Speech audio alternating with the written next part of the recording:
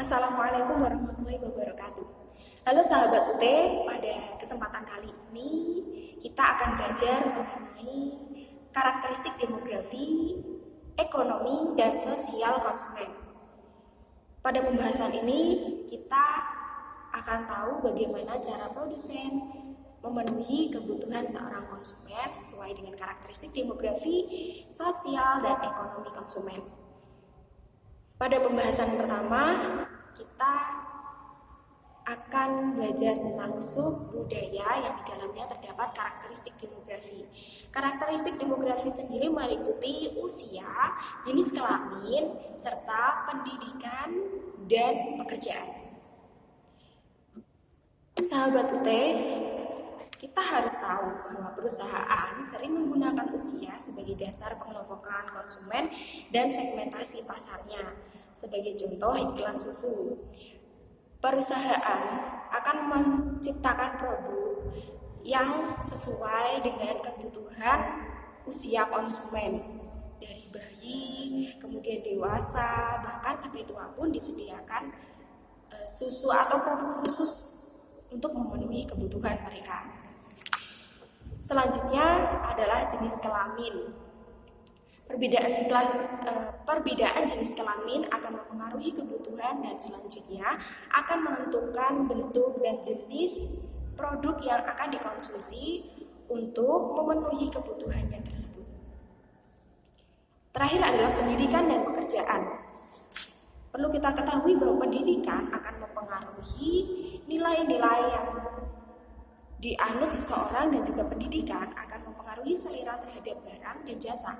Pendidikan juga akan mempengaruhi jenis pekerjaan dan juga akan menentukan pendapatannya yang pada akhirnya akan menentukan daya belinya. Setelah kita mempelajari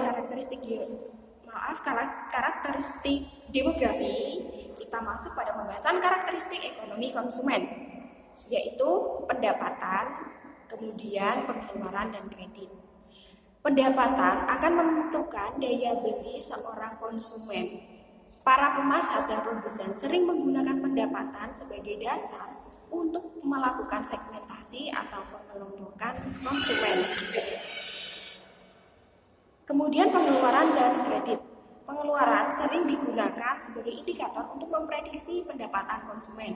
Semakin tinggi pendapatan seorang konsumen, maka semakin tinggi juga pengeluarannya. Seringkali konsumen berhutang untuk memenuhi kebutuhannya. Konsumen seringkali menabung sisa pendapatannya yang tidak dihabiskan untuk pengeluarannya. Oleh karena itu, pendapatan, jumlah tabungan, jumlah cicilan, pembayaran hutang bisa dijadikan sebagai indikator pendapatan. Selanjutnya adalah kelas sosial dan status sosial yang sangat menentukan kebutuhan konsumen. Semakin tinggi kelas sosial seorang konsumen, maka semakin tinggi juga kebutuhannya, serta semakin tinggi juga selera barang yang akan dibeli oleh konsumen tersebut. Sebagai contoh, kelas atas yang di dalamnya adalah orang-orang yang kaya, seperti bangsawan. Dia akan sangat membutuhkan barang-barang yang mewah dan berkualitas tinggi. Selanjutnya, kelas atas yang lebih rendah ini memiliki selera yang hampir sama dengan kelas atas, namun hanya digambarkan hanya mencontoh kelas atas seperti itu ya. Kemudian kelas menengah atas berisi mereka yang bekerja keras dan ingin mencapai yang lebih tinggi dalam masyarakat. Kemudian ada tingkat menengah, yaitu orang-orang yang mengharapkan penghormatan.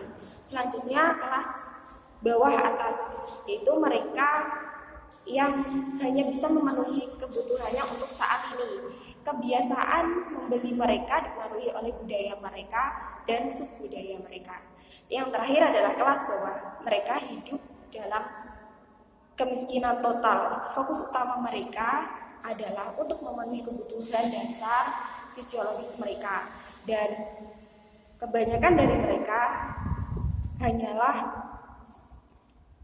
akan membeli barang-barang yang sangat dibutuhkan saja untuk hidupnya. Baik, cukup itu yang bisa kita bahas dalam pertemuan kali ini. Akhirul kalam, wabillahi taufiq wal hidayah, waridha wal inayah. Wassalamualaikum warahmatullahi wabarakatuh.